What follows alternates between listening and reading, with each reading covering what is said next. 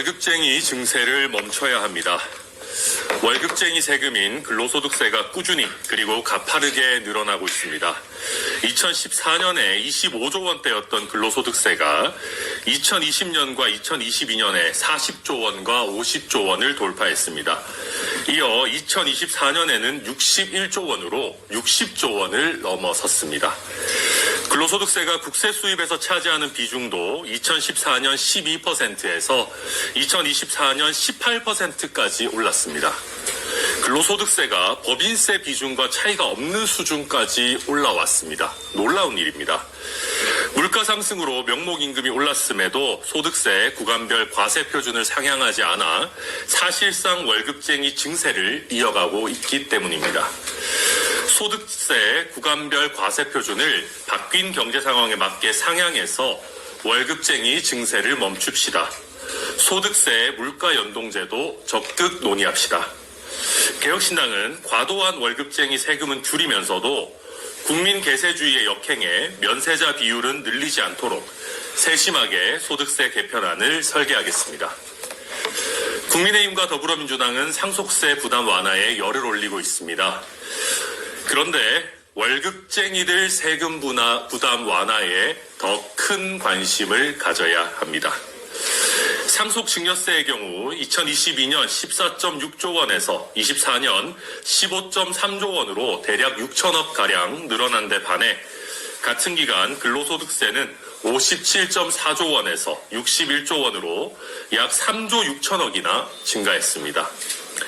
이미 형성된 자산에 대한 세금 깎아주기에는 열을 올리면서 근로소득에는 사실상 증세를 하고 있으니 조세 정책에서도 우리 젊은 직장인들의 한숨이 짙어집니다. 최근 이재명 대표가 근로소득세 감세를 추진하겠다고 합니다. 환영합니다. 이번에는 말만 하지 말고 성과를 내야 합니다. 그런데 한 가지만 물어보고 싶습니다. 이재명 대표님, 상속세도 깎아주고 근로소득세도 깎아주면 전 국민 25만 원은 무슨 돈으로 줍니까? 35조 원 추경은 무슨 재원으로 마련합니까? 우리가 지금 세대의 세 부담을 깎고 지금 세대에게 25만 원씩 돌리면서 그 모든 부담을 미래 세대의 빚으로 떠넘겨서는 안 됩니다.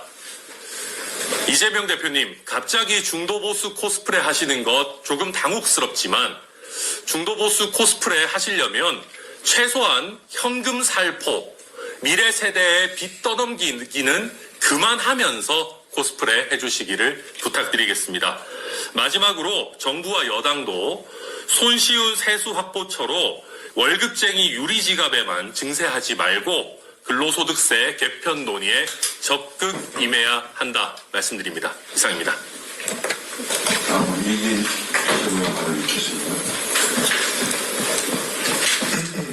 이기입니다. 이재명 대표가 연일 개혁신당에 관심을 갖는 모양새입니다.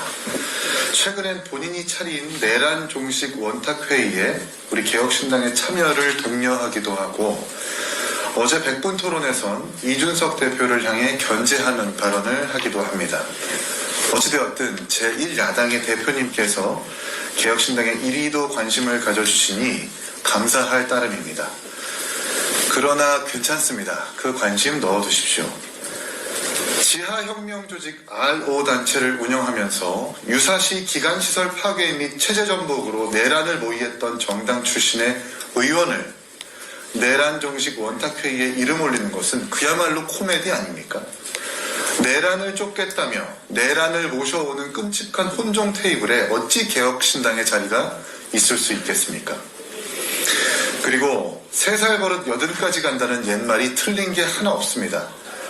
단체장 시절 걸핏하면 좌표를 찍고 상대방을 공격했던 그 습관성, 정치질이 이재명 대표에겐 여전히 보입니다. 어제 빛의 속도로 삭제한 김현정 뉴스쇼의 유튜브 내용은 이거였습니다. 의료대란과 관련하여 아무리 여야 대표가 만나서 얘기한들 대통령실이 움직이지 않으면 실질적인 효과가 없다는 내용의 현안을 다루면서 대통령실과 여당이 야당을 상대하는 관계란 과거 북한을 상대하는 미국과 대한민국과도 같다고 비유하고, 동시에 과거에는 대한민국 동의 없이 미국과 북한이 대화할 수 없었고, 또 미국의 동의 없이 남북 대화가 쉽지 않다고 은유적으로 표현한 평론이었습니다.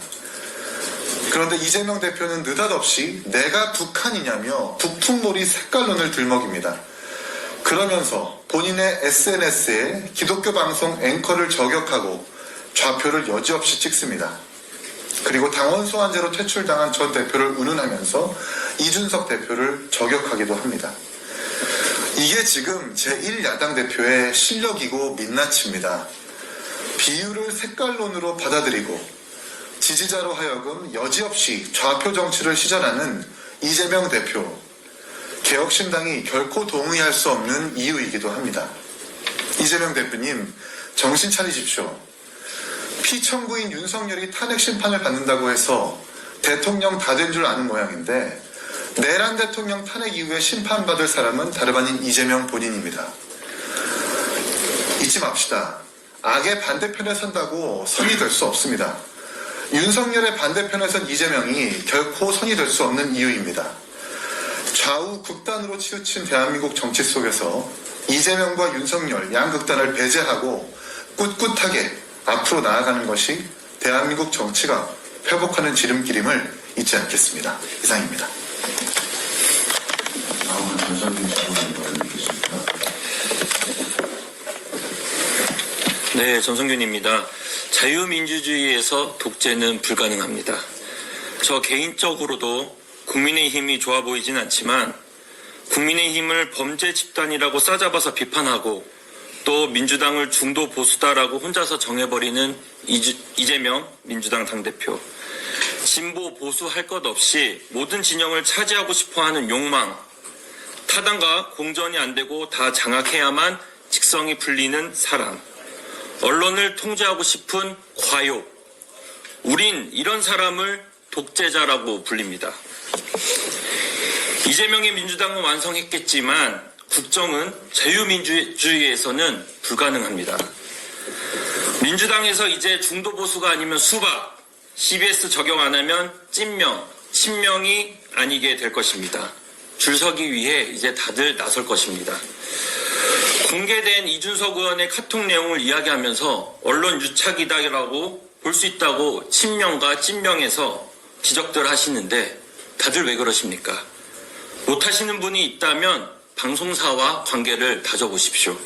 유착이 아니라 유능입니다. 이재명 대표 SNS 게시물을 통해 좌표 찍고 나니 바로 김현정 앵커의 얼굴이 박힌 이미지들이 돌고 있습니다. 언론 탄압 그만하시고 일하십시오. 저는 지속적으로 말씀드렸습니다.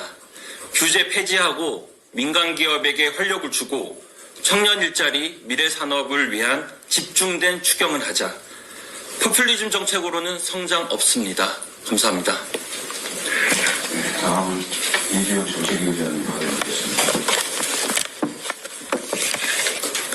이주영입니다. 트럼프 대통령은 자동차와 반도체에 대한 25% 상당의 관세 부과를 예상보다 앞당길 전망입니다. 개별 국가의 관세 정책에 다른 한 나라의 경제가 출렁인다는 것은 양국 간의 관계와는 별개로 우리나라 경제 체력과 외교 역량에 대한 전반적 반성이 필요하다는 뜻이기도 합니다.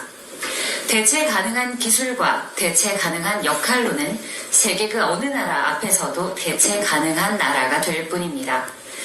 트럼프는 또한 러우 전쟁에 대해서도 우크라이나를 배제한 러시아와의 협상을 암시했습니다. 이런 가운데 미국 싱크탱크에서는 마찬가지의 전술로 한국을 패싱하고 미국 간 직접 협상이 이루어질 가능성에 대해서도 우려를 표했습니다. 대체 가능한 존재라는 건 그런 겁니다. 말할 기회와 협상할 자리와 준비할 시간을 가지지 못하는 존재. 이에 프랑스 마크롱 대통령은 러우 종전협상에서 유럽의 역할을 논의하기 위한 비공식 회의를 즉시 주재합니다. 최대한 많은 유럽의 국가들이 참석을 원했기 때문에 1차에 이은 2차 회의는 다급히 화상으로 열렸습니다. 유럽을 지키고 자국의 안전을 보장하기 위한 각 나라의 노력은 이토록 전투적이며 치열합니다. 정부 차원에서 기술 지원, 규제 개혁, 외교 협상 등 총력전을 벌이고 있는 유럽, 일본, 인도, 중국과 비교해 대한민국은 과연 무엇을 준비하고 있습니까? 그들에게 무엇을 줄 수 있고 우리만 가진 대체 불가능한 역량은 무엇입니까? 기성의 정치에는 과연 답이 있습니까? 온 세계가 다시 부국과 강병을 위해 질주합니다. 대한민국 또한 이제 좌우로 당기는 줄다리기를 멈추고 과학기술과 정보통신의 혁신, 바이오테크의 도약, 방위산업 증강을 통한 국방과 외교력의 동시 증대, 그리고 저개발 국가의 인력 및 자원 동맹을 통한 기술적 외교로 오늘보다 나은 내일을 향해 앞으로 가야 합니다. 어제의 영화는 잊겠습니다. 오늘의 위기는 딛겠습니다. 내일의 기회를 향해 달려가는 우리는 되었습니다입니다. 감사합니다. 회의를 비공개로 전환하겠습니다.